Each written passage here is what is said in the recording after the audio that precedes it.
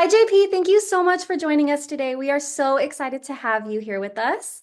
You voiced two iconic characters in the upcoming Smurfs movie. How did you differentiate the two characters vocally and emotionally? And what was the biggest challenge in bringing them to life? So I was brought in as one of a group of workhorse voice actors at the very beginning of the process to do what's called scratch, where we just lay down dialogue before they bring in the celebrity cast. So I wasn't given a lot of direction for the voices. It was just kind of like, do what you want. Feel like, let's feel it out. Let's see what the script is about, as they make choices.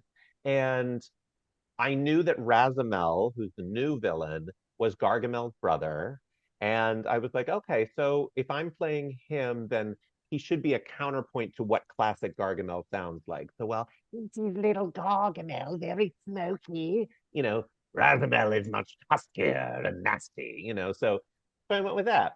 And then they liked it so much that they kept bringing me back for additional scratch until finally they were like, well, the executives seem to like you. Everybody seems to like you. So you've got the part. So I kept it. And then eventually they also gave me Gargamel. And since I'd already established Razamel as the counterpoint, it was like, okay, well then I'm doing classic Gargamel. Like that's the voice to go with. So yeah, there was really one moment where I solidified it where they wanted to hear the two brothers talking to each other and they didn't have a take of Gargamel and they're like, oh gosh, I wish we could just get that take. I'm like, do you want me to just do it? And I just did the whole scene back and forth and back and forth. And they were like, so yeah. Oh, that's awesome. So it just sounds like it came so naturally. So Yeah, it was yeah, villains come naturally, man. I don't know. I love it. Well, the new Smurfs film takes the characters into the real world. What can fans expect from this adventure? I mean, it's so fun and madcap and all over the place. Like there's just they go to Paris, they go to all sorts of different places, all sorts of different universes in their quest to find Papa Smurf and see what happened to him. And it's very funny, it's very heartfelt. There's a lot of great music. There's something for everybody in this. Yeah. Oh, it sounds so exciting.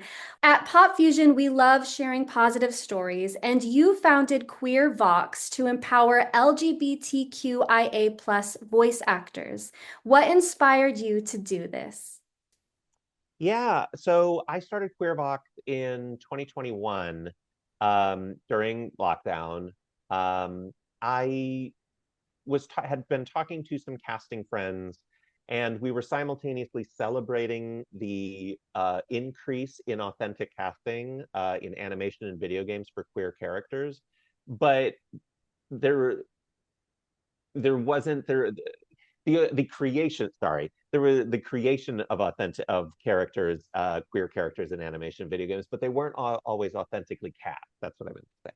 And a lot of the common refrain was, well, we don't know where to find these actors. And I said, well, it's not that they don't exist. I'm sure they're out there. So I started this group, which just was started as a class, just to be like, well, maybe it's just an education thing and just actors who haven't been trained in voiceover. And I really found a huge group of queer voice actors who just hadn't been given mainstream support or attention. So QueerVox really became this a community and academy that's not only about educating queer actors, but also uplifting them and giving them that networking opportunity to get mainstream jobs in animation, video games, commercials, audiobooks, the whole thing. And also educating the industry about how to do that and how to bring in queer actors in an appropriate way. I love that, and I think that's so important. So that's amazing. What are some of the biggest misconceptions or barriers that LGBTQIA plus voice talent still face? Well, I mean, this is a really difficult time in our country, and in the world, really, for a queer actor or just a queer person in general. So I think sometimes navigating employment also means navigating safety and, just making sure that finding people to advocate for you in your employment space so that you are treated properly and valued properly and compensated properly. And there can be the fear sometimes that, because you're from a marginalized population, that you have to accept what you're given, and because it's from that scarcity mindset. So that's one. I think the other thing is there's a common misconception in casting that there's, for instance, a non-binary sound, like all non-binary people sound a certain way, or all trans people sound a certain way, or all gay people or lesbian people have this voice, and it's not true. I mean, there's such a diversity of voices across all gender and sexual identities. So it's really about opening up your mind to the emotional range that somebody has and what they can inhabit, as opposed to limiting like what what a particular voice sound means. Like one of my great favorite examples is our vice president. She is a former combat veteran, and she says that, auditioning for military video games, there's always that need for soldiers to sound gruff and hardcore. And she's like, look, I was in the military. Soldiers sound like everybody else. There's voices, low voices, gravelly voices, smooth voices. There's everybody. They're all, and everybody's doing the same thing. So it's it's really about breaking the misconceptions of those stereotypes. Yeah, I definitely agree. And I think that's so important as well. So what personal advice can you share with the LGBTQIA plus community on how to be resilient when working in the business? I think two parts. One, don't come from that scarcity mindset. If you found your way into that room, you have a right to be there.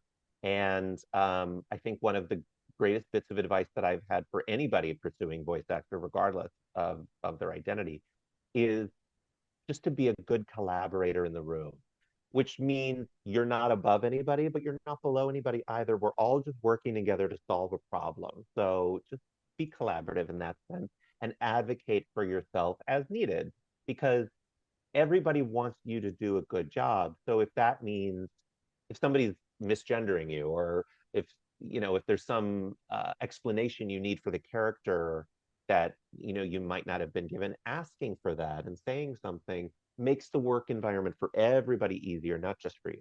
That's one.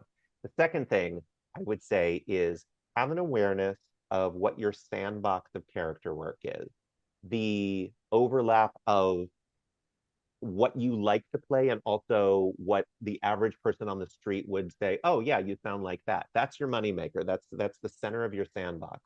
Then there's the outer corners of your sandbox, which are all about voices that and characters that you might like to play, but maybe the average person wouldn't pin you as immediately. Pursue those anyway, but just have the awareness of that. Those might be rare opportunities. And then also the voices that are outside your sandbox. Somebody might be like, oh, you sound like this, but you're like, I don't feel comfortable voicing that. That's not my identity, or what have you. Being able to be identify those three things makes, especially somebody who might be cisgender or heterosexual, who's an agent or an industry person who's maybe just trying to wrap their brain around this. If you're able to identify those three categories, they're like, oh, so you want to be this, you want to be considered for this, and you don't want to do that. Great. Now I know what to do with you. Yeah, it's like just get straight to it and it's clear for everybody. I love Mhm. that. That's great advice. All right, well, thank you so much for joining us today. We are so excited to have you. How can our viewers find you like on social media or pages like that? Sure. I'm usually on Instagram, which is just at JP Karliak. And if you want to learn more about QueerVox, you can find us on Instagram or Blue Sky at QueerVox Academy. Please keep watching Pop Fusion at popfusiontv.com.